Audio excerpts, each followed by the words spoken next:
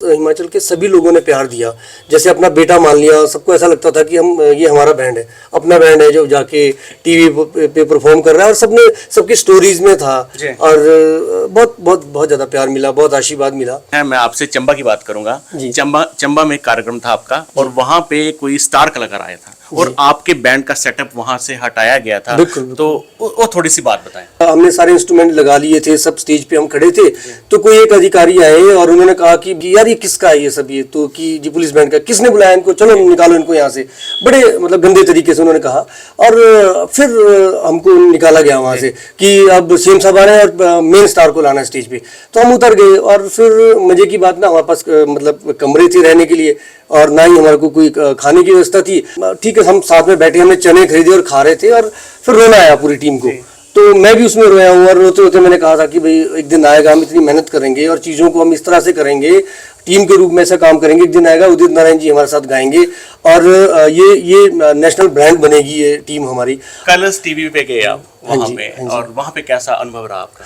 बहुत अच्छा अनुभव था, क्योंकि क्या है कि किसी भी काम उससे पहले भी हम करते थे, लेकिन वो एक्सपोजर नहीं था, उस लेवल पे लोग हमें जानते नहीं थे, और फिर कोई रिकमेंडेशन नहीं थी उस लेवल पे। तो कलर्स टीवी में जाने से क्या हुआ कि हिमाचल पुलिस का एज वेल एज देवभूमि हिमाचल का एक नया चेहरा आया, और पुलिस और जो लोगों के बीच में खाई है ना, वो भी खत्म हुई है। क्योंकि पुलिस के पास लोग आते नहीं है या कट के चले जाते हैं, लेकिन ये ऐसी पुलिस हो गई कि लोग आके फोटो खिंचवा रहे हैं। वहाँ पे मिथुन चक्रवर्ती थे, वहाँ पे वो जज थे, तो वहाँ पे आपने एक पुलिस का रोल निभाया। सब कोरोना टाइम था, और आपने वहाँ पे उनको कहा भी आपने मास्क नहीं लगाया है, तो उनको पता था ये प्लान था या नहीं? नहीं, ये उनको बिल्कुल पता नहीं था, सिर्फ चैनल को पता होता है, और चैनल और हमारे बीच में डिस्कस हुआ कि इस तरह से कुछ करना है, तो मैं कहा जी ट्राई करते हैं। तो उनका था कि आपने उनको जाके, लेकिन वो नेचुरल फेस एक्सप्रेशन चाहते थे, बल्कि मिथुन दादा बड़ी देर तक नाराज रहे इस बात से कि हम भी एक्टर हैं, पूरी उम्र होगी, हमको बताना चाहिए था पहले, बट उनको नहीं बताया गया। और ठीक है, वो नेचुरल फेस एक्सप्रेशन लेना चाहते थे, उनके चैनल के लोग डिसाइड करते हैं ये चीज़ें।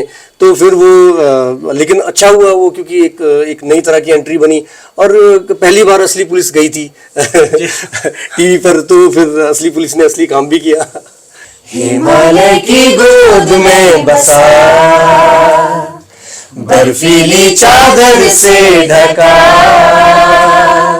मिलता है सुकून यहाँ, ऐसा है ये मेरा जहां। आओ यहाँ जन्नत यहाँ, जियो खुशी के पल, मेरा हिमाचल। आओ यहाँ जन्नत यहाँ, जियो खुशी के पल, मेरा हिमाचल, प्यारा हिमाचल, हमारा हिमाचल।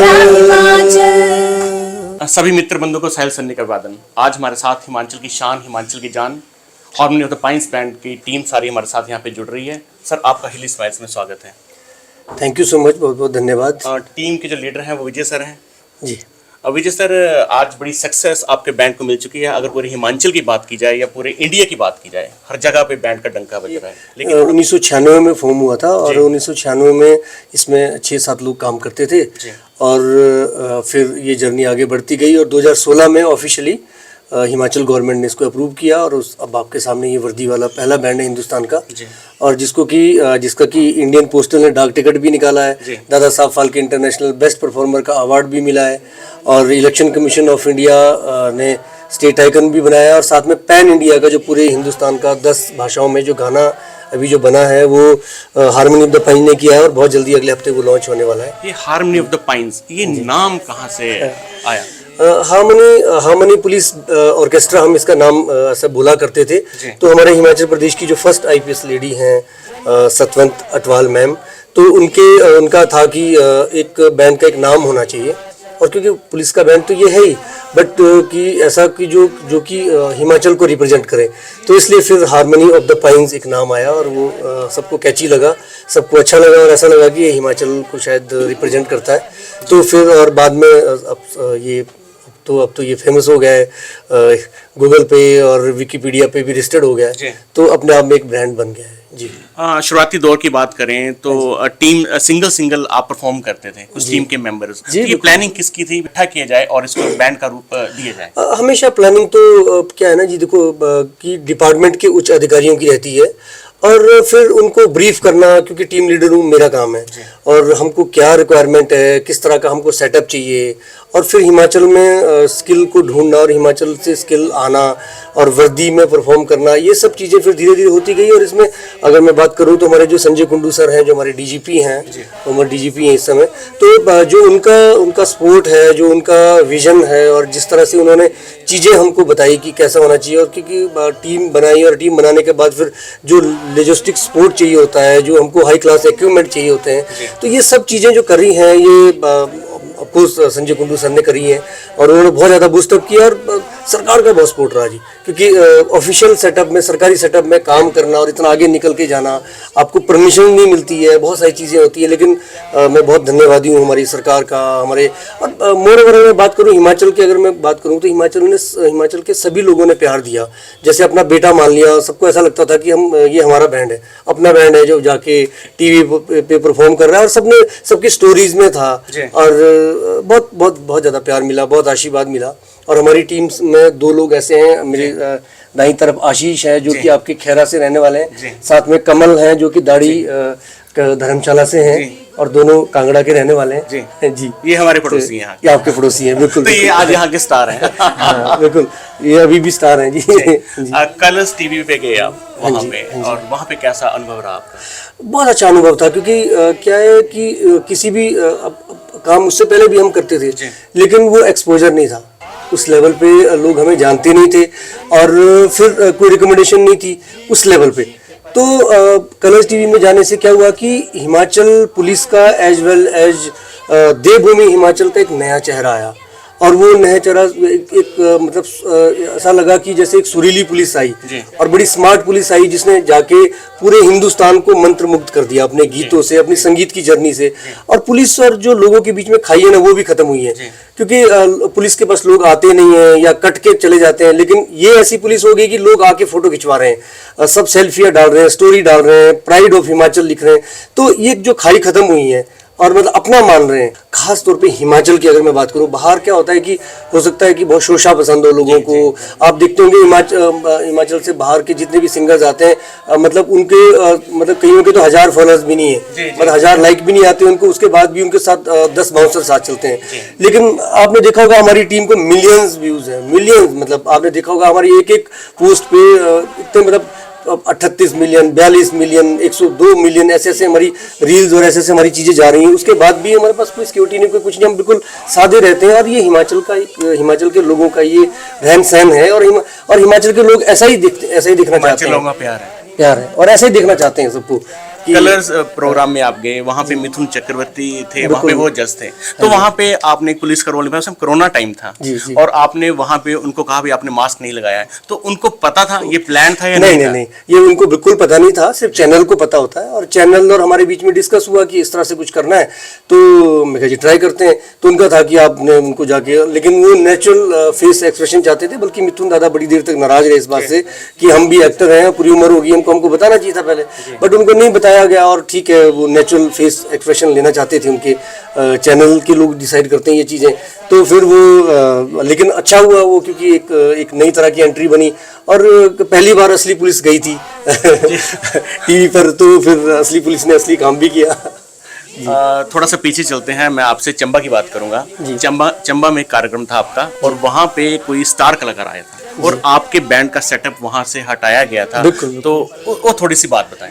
हाँ, ये बड़ी पुरानी बात है। उदित नारायण जी की नाइट थी और सीएम साहब चीफ गेस्ट थे उस समय के, और हमारा सेटअप हमने सारे इंस्ट्रूमेंट लगा लिए थे, सब स्टेज पे हम खड़े थे। तो कोई एक अधिकारी आए और उन्होंने कहा कि यार ये किसका है ये सब, ये तो कि जी पुलिस बैंड का, किसने बुलाया इनको, चलो निकालो इनको यहाँ से। बड़े मतलब गंदे तरीके से उन्होंने कहा, और फिर हमको निकाला गया वहाँ से कि अब सीएम साहब आ रहे हैं और मेन स्टार को लाना है स्टेज पे। तो हम उतर गए, और फिर मजे की बात ना, हमारे पास मतलब कमरे थे रहने के लिए, और ना ही हमारे को कोई खाने की व्यवस्था थी, और हम चौगान में बैठ के, उस समय उसमें एलईडी तो नहीं थी, वो क्या कहते हैं उसको, प्रोजेक्टर लगे होते थे। तो प्रोजेक्टर पे बैठ के हम सारा शो देख रहे थे लाइव। तो ठीक है, हम साथ में बैठे, हमने चने खरीदे और खा रहे थे, और फिर रोना आया पूरी टीम को। तो मैं भी उसमें रोया हूँ, और रोते रोते मैंने कहा था कि भाई एक दिन आएगा, हम इतनी मेहनत करेंगे और चीज़ों को हम इस तरह से करेंगे, टीम के रूप में ऐसा काम करेंगे, एक दिन आएगा उदित नारायण जी हमारे साथ गाएंगे, और ये नेशनल ब्रांड बनेगी ये टीम हमारी। और फिर देखो, माँ भगवती ने सुनी और चीज़ें होती गई।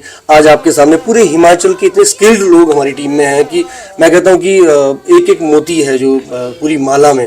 और फिर ये जब टीम स्टेज पे जाती है तो क्या वाइब्स बनाती है, क्या कनेक्शन बनता है, लोग उनको कितना प्यार कर रहे हैं, और ये बहुत ज़्यादा ब्लेसिंग्स हैं, और ये आसानी से होती नहीं चीज़ें, अब हुई हैं तो बस टचवुड की। आपके साथ यहाँ पे दो महिला आर्टिस्ट भी हैं, सिंगर भी हैं। हम इनसे क्वेश्चन पूछना चाहते हैं। वैसे तो महिलाएं जॉब के लिए जाती हैं, एक जगह शाम को घर आती हैं, अपनी फैमिली को संभालती हैं, लेकिन आपका अब तो लंबा दायरा हो गया है। अगर हिमाचल की बात करें, इंडिया की बात करें, आप हर जगह जा रही हैं, तो आप परिवार को कैसे समय देती हैं, परिवार को कैसे संभालती हैं? परिवार को समटाइम्स ऐसा होता है कि हम लोग बहुत टाइम तक बाहर रहते हैं, 10-10, 15-15 दिन बाहर रहते हैं, तो फिलहाल तो फैमिली बहुत सपोर्टिव है, फैमिली बहुत ज़्यादा सपोर्ट करते हैं। तो और साथ में कई बार ऐसा होता है कि बहुत ज़्यादा टाइम हो जाता है, तो मैं अपने बेटे को अपने साथ ही ले आती हूँ, ताकि मैं अपनी टीम के साथ ही, वो मेरे साथ होता है, हमारी परफॉर्मेंस जहाँ होती है वो मेरे साथ ही होता है स्टेज पर। तो थोड़ा अपने आप मैनेज करना पड़ता है ये, क्योंकि अब वर्दी है, इसको ये ड्यूटी है हमारी, तो ये अब प्रायोरिटी पे ये है। और साथ में फैमिली को लेकर चलना है, फैमिली भी जरूरी है, तो फैमिली को बैलेंस करके रखना ही पड़ेगा। मतलब फैमिली की सपोर्ट बहुत जरूरी है इसके लिए। बहुत जरूरी, और फैमिली का सपोर्ट है भी बहुत ज़्यादा। तभी हम लोग शायद दिन रात बैंड के साथ अच्छे से प्रिपरेशन भी कर पाते हैं और अपनी परफॉर्मेंस को और अच्छा बेहतरीन कर पाते हैं। जी विजय भाई, एक इंस्ट्रूमेंट्स की बात आती है। जब आपने शुरुआती दौर पे शुरू किया, तो इंस्ट्रूमेंट्स और आज की डेट के जो आपको इंस्ट्रूमेंट्स मिल रहे हैं, तो उसमें कितना फर्क है? बहुत फर्क है जी, तो मतलब उस टाइम पे दिक्कतें आई हैं? बहुत दिक्कतें आती थी। हमारे पास कोई प्रैक्टिस का कोई हॉल भी नहीं था। मुझे अच्छे से याद है कि एक बड़ा साइड में, जैसे एक कोने में जैसे एक जगह थी जहाँ पर कि मतलब उसके शटर, लोहे के शटर थे उसमें, और उसमें कुत्ते बिल्ले सब घुस जाते थे अंदर, और फिर सारी रात वो रहते थे वहाँ। तो सुबह को उनकी गंदगी भी होती थी, लेकिन हम आके उसको सफाई करते थे और वहाँ शुरू करते थे। और फिर अलग अलग जगह सब पोस्टेड थे। फिर जब प्रोग्राम की जरूरत पड़ती थी तो 2 दिन पहले सबको इकट्ठा किया जाता था, थोड़ी सी तैयारी करते थे। और फिर हमारे पास ना साउंड सेटअप अच्छा था, ना इंस्ट्रूमेंट्स उस लेवल के थे, तो वैसा माहौल भी नहीं बनता था। और ऑफिसर भी बहुत ज़्यादा खुश नहीं थे हमारे से कि यार इनको कोने में साइड में जैसे कर दो, बजाते रहेंगे, तो मतलब कोई बहुत ज़्यादा तवज्जो नहीं देते थे। अब आज की डेट में क्या है कि हम लोग परफॉर्म करते हैं तो सारा काम छोड़ देते हैं सब, तो सब बड़े सीरियसली सुनते हैं और उनको वाइब्स बनती है, माहौल बनता है। तो मतलब सभी ऑफिसर्स ने हमको बहुत ज़्यादा सपोर्ट किया, बहुत सपोर्ट किया। चाहे वो उसमें हमारे पुलिस के ऑफिसर्स ने तो किया ही किया, चाहे हमारे IPS अधिकारी हैं, चाहे HPS अधिकारी है, बट IAS अधिकारियों ने बहुत किया है। जैसे हमारे चीफ सेक्रेटरी हैं अभी वर्तमान में, Prabodh Saxena sir, secretary home है, इन सब लोगों ने, ओंकार शर्मा जी ने बहुत ज़्यादा, सबने बहुत ज़्यादा सपोर्ट किया है। समय समय पे जब हमको जरूरत थी, इक्विपमेंट के लिए पैसे दिए हैं, तो चीज़ें होती गई। सबने मतलब बराबर मदद की है सर। अब आपने सारा इंडिया का दौरा कर लिया है, सबसे शानदार आपको कहाँ की पब्लिक लगी? कहाँ पे आपको लगा नहीं शानदार ऑडियंस है? पब्लिक तो देखिए जी, अगर मैं बात करूं तो जो मज़ा हिमाचल में आता है परफॉर्म करके, वो कहीं भी नहीं आता है। मतलब हैरान मैं इस बात से हूँ कि हमको कई जगह तो 2-2, 3-3 बार बुला लिया गया है, और दोनों तीनों बार इतनी पब्लिक आती है और सेम वही प्यार, सबसे वही, ऐसा कि उनको मतलब ऐसा कभी लगा ही नहीं कि भाई यार ऐसा लोग हैं बुरे के, यार बहुत हो गया इनको, पुलिस वालों को क्यों बुला रहे हैं, ऐसा नहीं। तो इतना ज़्यादा, बहुत ज़्यादा मज़ा तो यहीं आता है। लेकिन एक 2 शो हमारी ज़िंदगी कैसे रहे, एक तो मैं बताना चाहता हूँ कि अमृतसर में अटारी बॉर्डर पर हमने किया था, तो वहाँ 1.25 लाख की पब्लिक थी जी।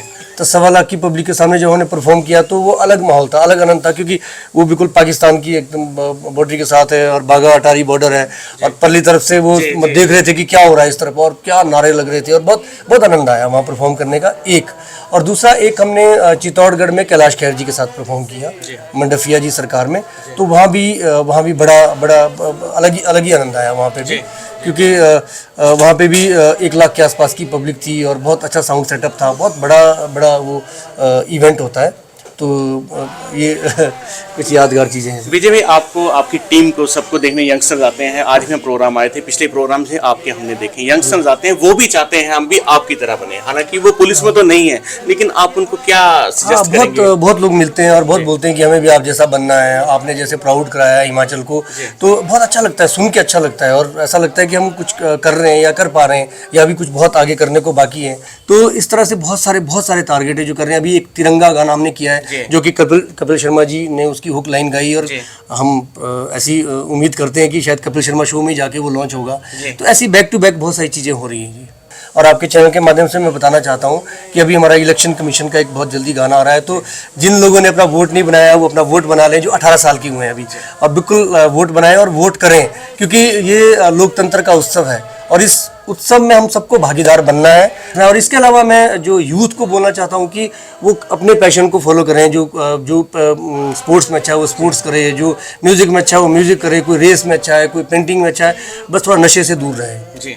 तो अगर वो अपने पैशन को फॉलो करेंगे तो शायद मेरे को लगता है कि शायद नशे के लिए समय नहीं बचेगा उनके पास। और बस ये 2 मैसेज हैं जो हम देना चाहते हैं। सबसे शरारती कौन है? सभी शरारती है जी। हमारी दोनों वीरांगना है। अच्छा। सब ये सब हमारे जितने भी है, और मनमोहन शर्मा जी सिरमौर से आते हैं, ये सब ज़्यादा शरारती हैं जी। अबे जी, हमारी टीम के लिए एक छोटा सा गाना हो जाए आपकी टीम की तरफ से। तो एक बहुत सुंदर गीत है जो हिमाचल के लिए हमने खुद लिखा है, हारमोनी ऑफ द पाइन ने उसको कंपोज किया है, और Dada Saheb Phalke international film festival award में जाके सोनी टीवी पे गाया, 124 कंट्री में लाइव गया। तो आज आपके लिए थोड़ा सा गुनगुनाते हैं 2 लाइन उसकी। चलिए। 1 2 3। हिमालय की गोद में बसा, बर्फीली चादर से ढका, मिलता है सुकून यहाँ, ऐसा है ये मेरा जहां। आओ यहाँ जन्नत यहाँ, जीओ खुशी के पल मेरा Himachal.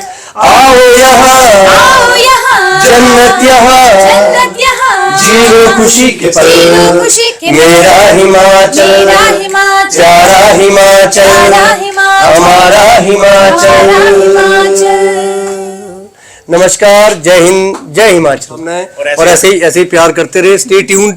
Harmony of the pines को, हिमाचल प्रदेश पुलिस ऑर्केस्ट्रा को यूट्यूब पे जाके, इंस्टाग्राम पे जाके आप फॉलो कर दीजिए, क्योंकि इस साल हमारे कम से कम 4-5 प्रोजेक्ट बहुत अच्छे आने वाले हैं, तो आप वहाँ पे अपना प्यार बरसाएं। थैंक यू सो मच, धन्यवाद।